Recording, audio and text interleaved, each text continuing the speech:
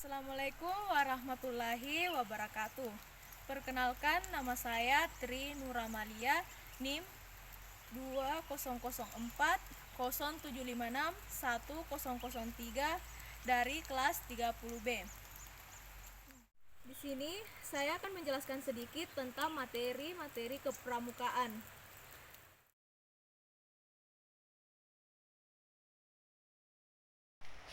Di sini saya akan menjelaskan materi pertama, yaitu tentang upacara.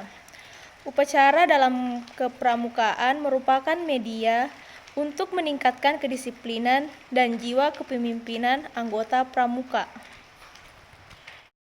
Ada 6 tujuan dalam kegiatan upacara, yaitu memperkuat persatuan dan kesatuan bangsa dan negara Kesatuan Republik Indonesia. Yang kedua, membiasakan bersikap tertib dan disiplin. Ketiga, meningkatkan kemampuan menjadi seorang pemimpin. Yang keempat, membiasakan kekompakan dan kerjasama. Yang kelima, menumbuhkan rasa tanggung jawab. Yang keenam, mempertebal semangat kebangsaan dan cinta tanah air. Jenis-jenis upacara. Yang pertama yaitu upacara umum.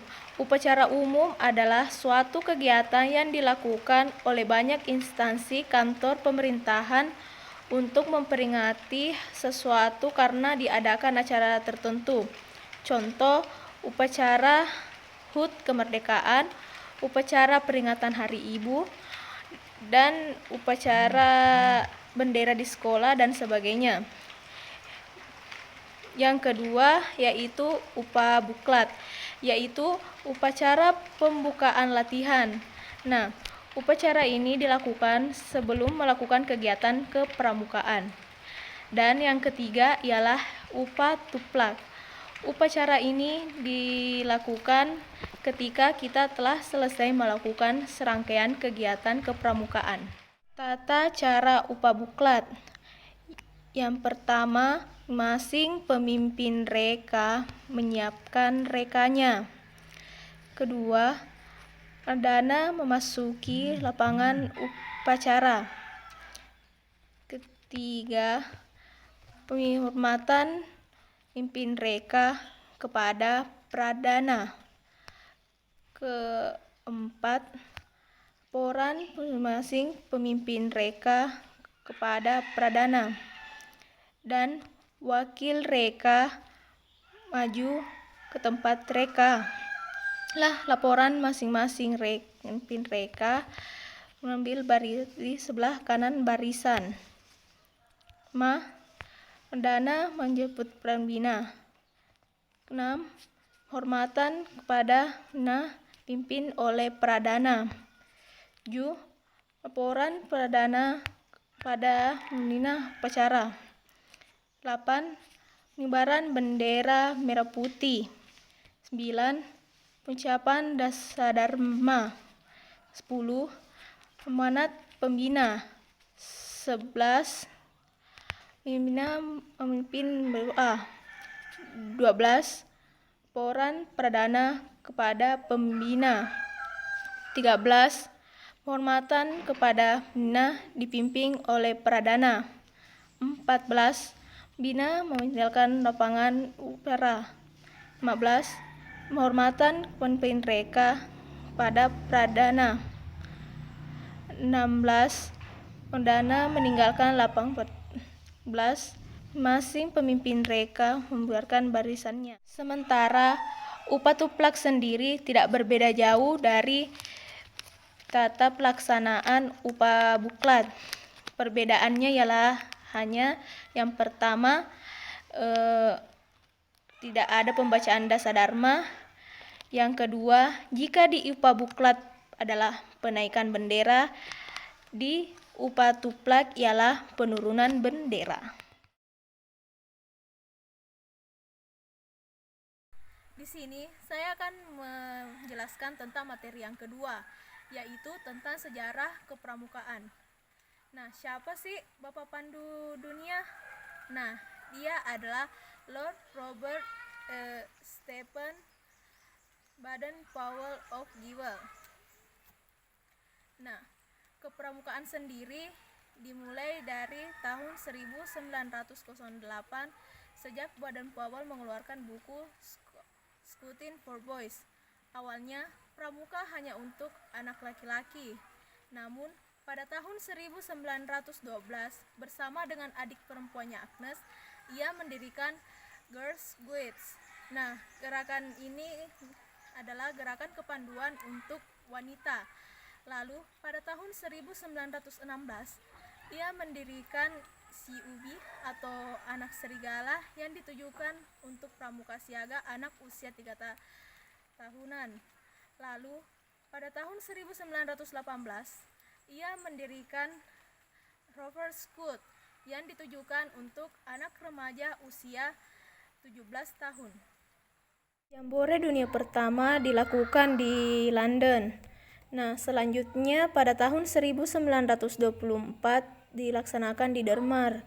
Lalu tahun 1929 dilaksanakan di Inggris.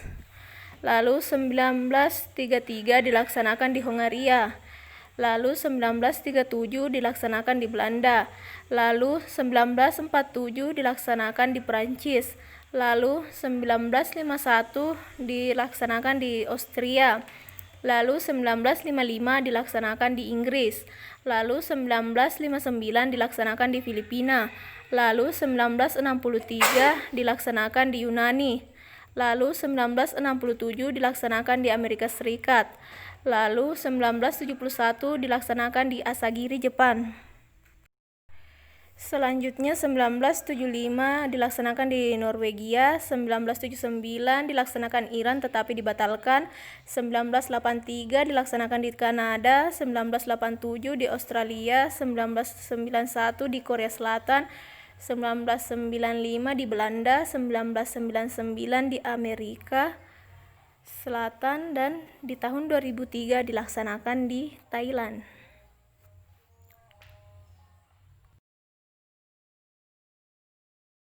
Sejarah pramuka di Indonesia dikenal dengan 3 masa pramuka, yaitu Gerakan Pramuka pada masa penjajahan Belanda, Gerakan Pramuka pada masa penjajahan Jepang, dan Gerakan Indonesia setelah Indonesia merdeka.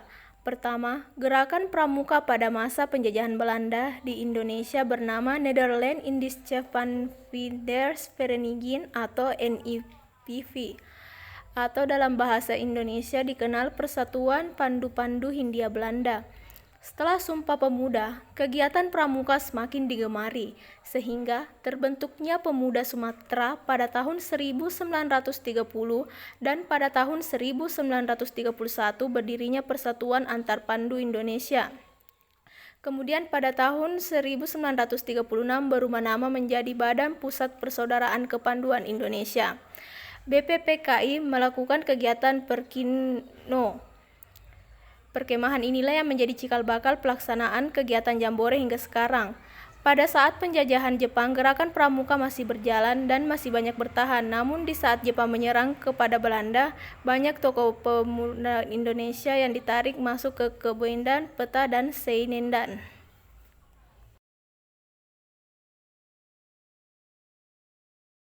Jepang melarang berdirinya partai dan juga menganggap gerakan pramuka berbahaya karena dapat meningkatkan persatuan dan kesatuan rakyat. Hal itu tidak menyurutkan tekad kepanduan Indonesia untuk menjalankan Perkino II dan memperjuangkan kemerdekaan Indonesia dalam mengusir tentara Jepang. Setelah kemerdekaan Indonesia, tanggal 28 Desember 1945, didirikan Organisasi Pandu Rakyat Indonesia di Solo yang menjadi wadah kepanduan di seluruh Indonesia. Pada tahun 1961, terdapat 100 organisasi kepanduan di Indonesia yang dibagi menjadi 3 federasi, yaitu Persatuan Kepanduan Putri Indonesia, Ikatan Pandu Indonesia, dan Persatuan Putra-Putri Indonesia. Pada tanggal 14 Agustus 1961, Gerakan Pramuka dikenal secara resmi kepada seluruh masyarakat sehingga pada hari itu diperingati sebagai Hari Pramuka setiap tanggal 14 Agustus.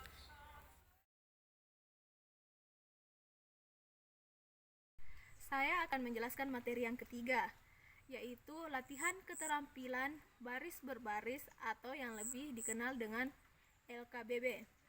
Latihan keterampilan baris berbaris adalah suatu perwujudan tertentu untuk membiasakan dalam suatu tata cara kehidupan yang diarahkan pada terbentuknya suatu perwatakan tertentu. Nah, dalam kegiatan kepramukaan sendiri, LKBB terbagi atas dua, yaitu LKBB tanpa tongkat dan LKBB dengan tongkat. Maksud dari latihan baris berbaris ada dua, yaitu yang pertama maksud umum. Maksud umum ialah untuk membela kewajiban terhadap negara dan dapat membedakan antara hak dan kewajiban. Yang kedua ialah maksud khusus. Nah, maksud khusus sendiri ini ialah untuk menanamkan rasa disiplin dan mempertebal rasa kebersamaan. Nah, tujuan dari LKBB sendiri ialah guna menumbuhkan sikap jasmani yang tegas tangkap, rasa disiplin, dan rasa kebersamaan. Nah, dalam LKBB sendiri ada yang disebut dengan aba-aba.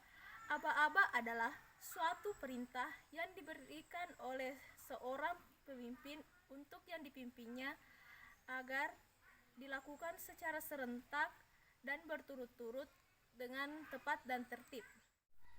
Adapun macam aba-aba ada 3. Yang pertama ialah aba-aba petunjuk. Aba-aba petunjuk hanya digunakan jika diperlukan untuk mempertegas maksud dari aba-aba peringatan. Yang kedua ialah aba-aba peringatan. Aba-aba peringatan ialah aba-aba yang jelas dan dilaksanakan tanpa ragu-ragu. Yang ketiga ialah aba-aba pelaksanaan. Adalah ketegasan saat untuk melaksanakan aba-aba.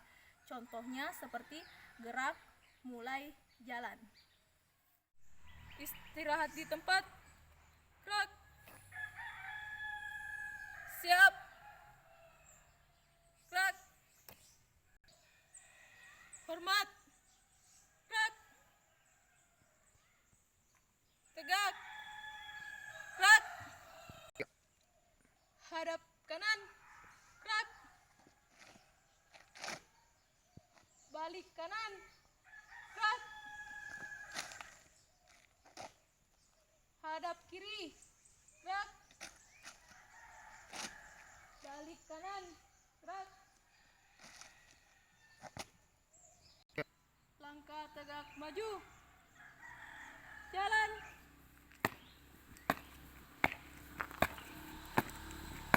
Henti.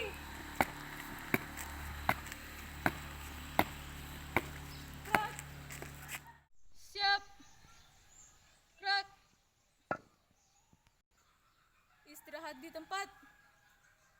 Gerak. Siap. Gerak. Kepada bendera merah putih. Hormat. Gerak. Tegak. Gerak. Kepada kakak pembina. Hormat. Gerak. Tegak. Gerak. Hadap kanan. Gerak.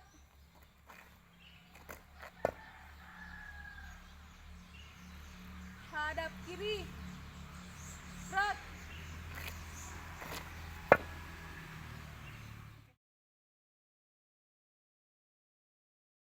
Selanjutnya ialah materi keempat, yaitu tali temali. Tali merupakan benda yang digunakan dalam simpul merupakan ikatan. Ikatan merupakan ikatan antara tali dengan benda, misalnya ikatan antara tali dengan tongkat. Selanjutnya ialah macam-macam tali. Yang pertama ada tali kapas, tali ijuk, tali plastik, tali webbing, dan tali karmantel. Selanjutnya ialah macam-macam simpul. Yang pertama adalah simpul mati. Simpul mati adalah yang menyambung dua buah tali yang sama besar dan tidak licin. Kedua adalah simpul hidup, yaitu simpul yang berguna untuk mengikatkan tali pada tiang. Kegunaan lainnya adalah untuk menjerat atau membuat jebakan bagi hewan-hewan kecil. Selanjutnya ialah simpul anyam 1, yaitu menyambung dua buah tali yang tidak sama besar dalam keadaan kering. Yang terakhir ialah simpul anyam ganda, yaitu menyambung dua buah tali yang tidak sama besar dalam keadaan basah. Selanjutnya adalah macam-macam ikatan. Yang pertama, ikatan pangkal. Merupakan salah satu ikatan yang seringkali digunakan untuk mengawali atau mengakhiri simpul lainnya. Yang kedua adalah ikatan jangkar, yaitu digunakan untuk membuat tandu darurat atau dapat digunakan untuk mengikat timba atau ember. Selanjutnya ialah ikatan tarik. Fungsi dari tali temali ini adalah untuk turun ke jurang atau atas pohon. Selanjutnya adalah ikatan palang yang berfungsi mengencangkan kedua tongkat secara vertikal dan horizontal. Yang kelima ada ikatan tambat yang juga berfungsi sebagai awalan pada simpul-simpul lainnya. Lalu ada ikatan cangga yang berfungsi menyambung tongkat dengan tali selurus sejakar. Ikatan cangga umumnya dikenal nama ikatan sambung tongkat. Lalu ada ikatan silang berfungsi untuk mengikat dua buah tongkat yang bersilang. Pioneering. Pioneering adalah salah satu teknik pramuka dalam penggunaan peralatan tongkat dan tali yang dirangkai menjadi bangunan kreatif. Adapun tujuan dari pioneering yaitu mengasah keterampilan peserta dalam membuat sebuah bangunan sederhana yang nantinya dapat diaplikasikan di kehidupan sehari-hari. Manfaat pioneering yang itu untuk memupuk rasa kekompakan dan kerjasama yang baik antar kelompok, dapat diterapkan pada saat-saat genting maupun P3K. Selanjutnya memproyeksi pemikiran peserta dalam merancang suatu bangunan kreatif. Contoh pioneering. Yang pertama, usungan atau tandu merupakan salah satu alat yang termasuk dalam alat-alat P3K dan berguna untuk mengangkat korban. Simpul dan ikatan yang digunakan pada usungan atau tandu ini ialah 1. Simpul mati, 2. Ikatan pangkal, 3. Ikatan jangkar, 2. Tiang bendera. Pada pembuatan pioneering tiang bendera, simpul dan ikatan yang digunakan ialah pertama, simpul mati, kedua, ikatan pangkal, ketiga, ikatan kaki 3, keempat, ikatan cangga, dan kelima, ikatan palang. Selanjutnya yaitu yang ketiga ialah kerangka tenda. Simpul dan ikatan yang digunakan pada pioneering kerangka tenda ini ialah yang pertama, simpul mati dan ikatan pangkal.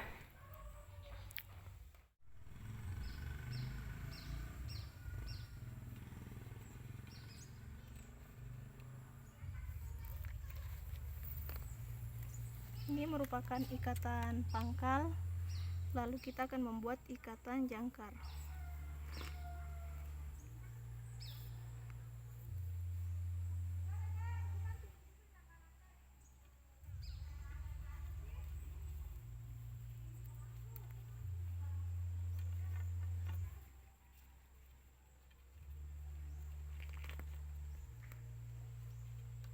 Ini adalah contoh pangkal, ini jangkar.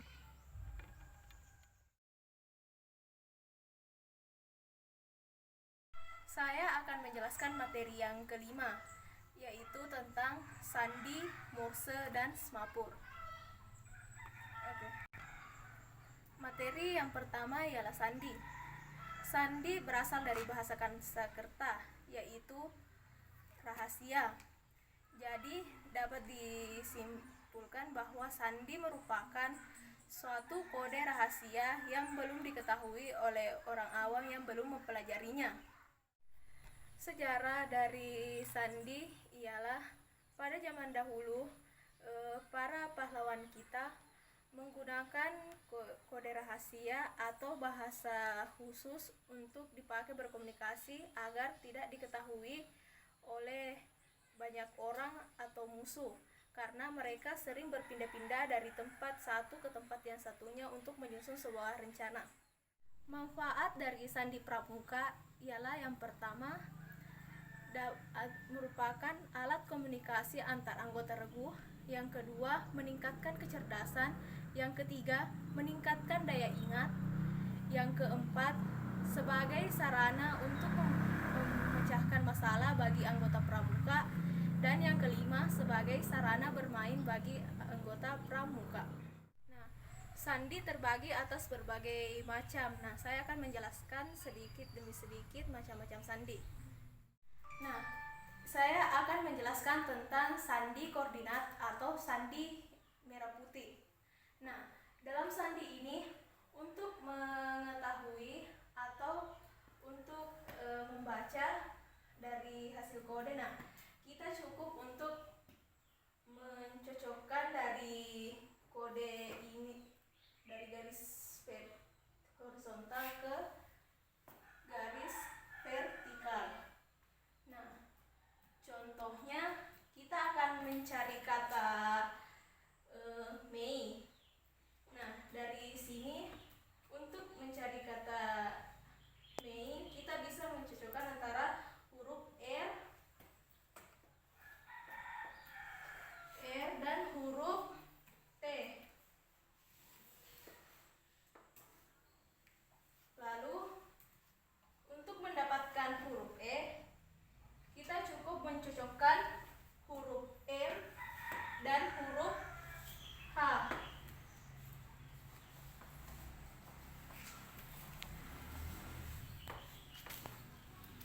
Lalu untuk mendapatkan huruf I, kita mencocokkan huruf E dan huruf I.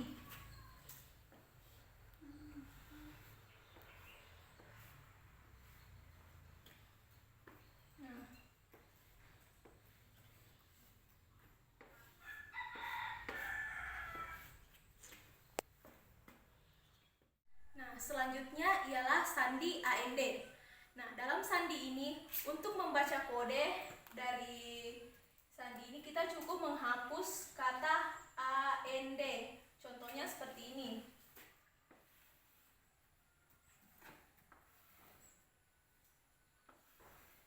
Jadi dapat dibaca jadi PU A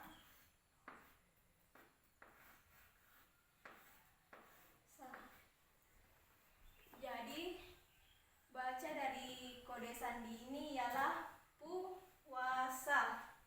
Nah, selanjutnya ialah sandi abjad atau sandi terbalik. Nah, ini kata kuncinya bisa keterangan A sama dengan Z atau bisa juga ditulis dengan Z sama dengan A. Nah, contohnya seperti ini. Di sini huruf A, karena A sama dengan Z, maka A sama dengan Z. Selanjutnya B sama dengan Y. C sama dengan X. D sama dengan W. Dan seterusnya. Selanjutnya ialah sandi kotak satu. Nah, sandi ini terdiri dari palan-palan dan kotak-kotak dan sudut-sudut untuk membedakan kedua huruf di dalam satu kotak. Nah, dapat kita lihat di sebelah kanannya ini diberi sebuah titik. Nah, untuk mencari kata pramuka dalam sini, nah kita cukup melihat dari sini. Contohnya seperti ini. Kotak ini, karena huruf P diberi titik, maka di sini juga diberi titik.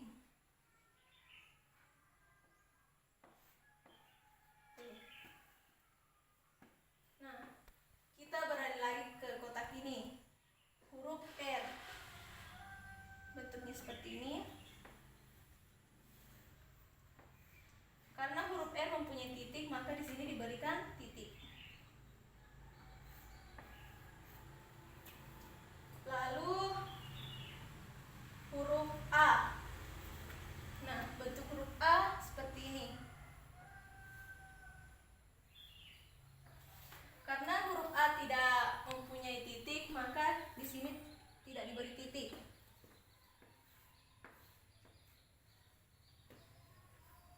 Lalu huruf M. Karena bentuk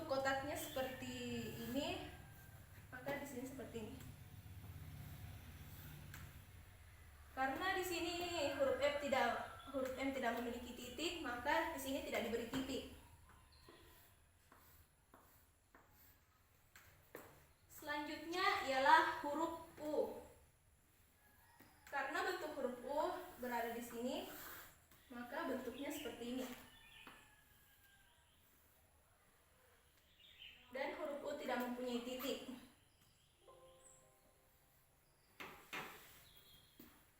Lalu kembali ke huruf K. Karena K berada di sini, maka bentuk kotaknya seperti ini. Karena K tidak mempunyai titik, maka tidak diberi titik. Selanjutnya ialah huruf A. Sama seperti dengan ini.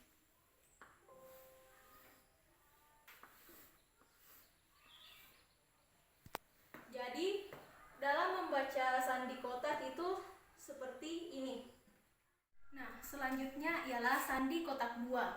Nah, dalam sandi ini terdiri dari kotak-kotak dan sebuah titik untuk membedakan ketiga huruf dalam satu kotak. Nah, contohnya kotak huruf kedua diberi 1 titik dan huruf ketiga diberi 2 titik. Nah, adapun untuk mencari huruf atau kita bisa contoh, kita mau mencari kata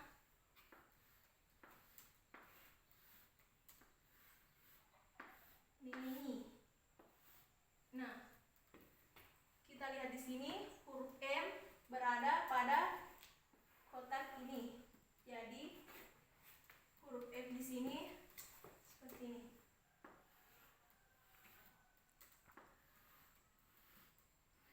Nah, dalam kotak ini huruf F tidak diberi titik, maka di sini kosong dan tidak diberi titik. Selanjutnya ialah huruf E. Dapat kita lihat bentuk huruf E yang berada dalam kotak sini. Jadi huruf E dapat dituliskan menjadi seperti ini. Karena di sini huruf E diberi titik 1, maka dalam kotak ini diberi titik 1. Selanjutnya ialah huruf I. Kita bisa melihat di sini bagian huruf I. Maka seperti ini. Karena dalam sini huruf I mempunyai 2 titik, maka dalam kotak ini diberi 2 titik. Selanjutnya ialah sandi jam. Nah, untuk mengetahui hurufnya di sini kita bisa pakai perbandingan setiap 55 menit. Contohnya, jika kita di 07.00 ialah A, maka 07.05 sama dengan B. Lalu 07.10 sama dengan C. Lalu 07.15 sama dengan D. Nah, begitu seterusnya. Itulah tadi macam-macam sandi yang dapat saya jelaskan. Nah, selain dari sandi-sandi tadi, ada juga yang disebut dengan sandi rumput, sandi Morse, sandi semapor, sandi siput, dan masih banyak lagi. Selanjutnya ialah Morse. Morse sudah menjadi bagian dari sejarah kepanduan kepramukaan, termasuk gerakan kepanduan pramukaan di Indonesia. Nah, Morse sendiri sudah digunakan sejak tahun 19 Masehi.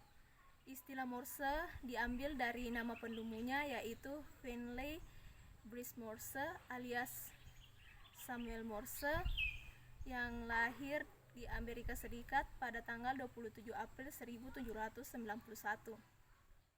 Awalnya Morse hanya digunakan untuk sebuah telegraf. Nah, Morse sendiri ialah merupakan kode yang terdiri dari titik dan strip.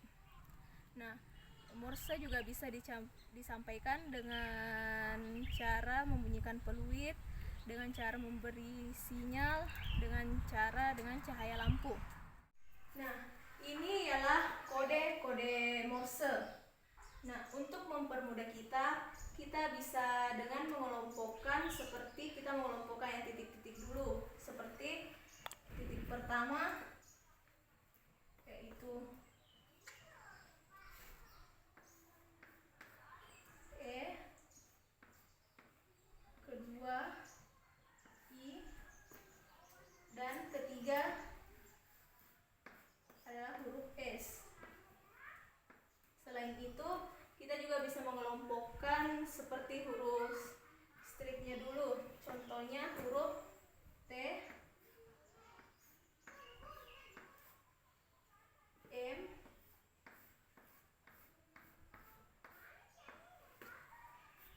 dan O. Nah, selain dengan mengelompokkan seperti ini, kita juga bisa mempermudah dengan cara seperti kebalikannya. Contohnya huruf A itu titik straight, sedangkan N straight titik. Nah, dari kita menghubungkan dua huruf yang berbeda ini dapat menghasilkan huruf lain seperti huruf P. Semaphore adalah cara berkomunikasi dengan jarak jauh. Nah, dalam gerakan pramuka sendiri kita bisa menggunakan dua bendera dengan ukuran 45 x 45 cm dan dengan tian 60 cm. Nah, mengapa pemilihan warnanya memakai merah dan kuning? Karena agar lebih jelas dilihat jika di waktu gelap atau di waktu-waktu tertentu. A, B, C, D, E, F, G, H, I, J, K, L, M, N, O, P, Q, R, S, T, U, V, W, X, Y, Z. Materi selanjutnya ialah menaksir.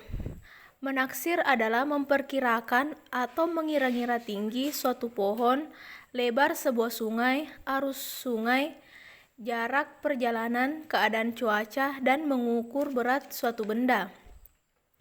Menaksir terbagi beberapa macam, yaitu menaksir diri sendiri, menaksir jarak, menaksir cuaca, menaksir lebar, menaksir tinggi, dan menaksir deras arus. Yang paling umum digunakan dalam pramuka ialah menaksir lebar dan menaksir tinggi. Cara-cara menaksir. Yang pertama, menaksir tinggi pohon dengan cara segitiga siku-siku. Yang dapat pertama kita lakukan adalah ukuran dengan menggunakan tongkat pramuka, biasanya berukuran 160 cm dari pangkal pohon ke sebelah samping panjang ukuran terserah, menyesuaikan dengan kondisi medan. Dalam kasus ini, seumpama diukur sebanyak 5 tongkat yang berarti sejauh 800 cm atau 8 meter. Tandai pada titik B. Di titik B tersebut didirikan tongkat pramuka secara tegak lurus. Intailah dari seberang titik C ke puncak pohon yang ditaksir tingginya titik D melalui ujung atas tongkat titik E sehingga antara titik A, E, dan D membentuk garis lurus. Agar tercipta garis lurus atau geser maju dan mundur titik pengintaian titik A. Jika telah terbentuk garis lurus antara titik A, E, dan D, ukurlah jarak antara titik B dan A. Dapat diukur dengan persamaan CD sama dengan BE kali dalam kurung A tambah BC dibagi AB. Nah, selanjutnya ialah menaksir lebar sungai dengan menggunakan perbandingan segitiga. Tentukan titik seberang sungai yang mudah diingat, semisal terdapat pohon, batu, bangunan, atau rumput semak. Ini berguna saat nanti dilakukan pengintaian di langkah selanjutnya. Namai titik itu sebagai titik A. Tentukan titik B yang sejajar dengan titik A. Tandai titik B dengan cara salah satu teman berdiri di atasnya atau dengan objek lain semisal tongkat yang ditancapkan. Titik C sambil mengukur jaraknya bisa dengan langkah atau tongkat dengan menyusuri tepi sungai. Jarak antara titik B dan C terserah. Ingat, antara titik A, B, C harus membentuk segitiga siku-siku dengan siku-siku berada di titik B. Tandai titik C. Sebagaimana cara menandai titik B? Tentukan titik D dengan cara berjalan kembali sejauh setengah dari jarak BC sehingga CD sama dengan 1/2 BC. Seumpama jarak BC adalah 8 meter, maka jarak CD sejauh 4 meter. Ingat, antara titik B, C, dan D harus merupakan garis lurus. B. Tentukan titik E dengan cara berjalan ke arah kiri sehingga antara titik C, D, dan E terbentuk segitiga siku-siku dengan sudut siku-siku di titik D. Saat berjalan menuju titik E, intai atau bidik titik A melewati titik-titik C sehingga antara titik E, C, dan A terbentuk garis lurus. Berhentilah dan tandai itu sebagai titik E. Ukur jarak antara titik D dan E. Untuk menghitung taksiran lebar sungai, tinggal menggalikan dua jarak D, E. Nah, itulah tadi materi yang dapat saya jelaskan. Lebih dan kurangnya mohon dimaafkan. Wassalamualaikum warahmatullahi wabarakatuh.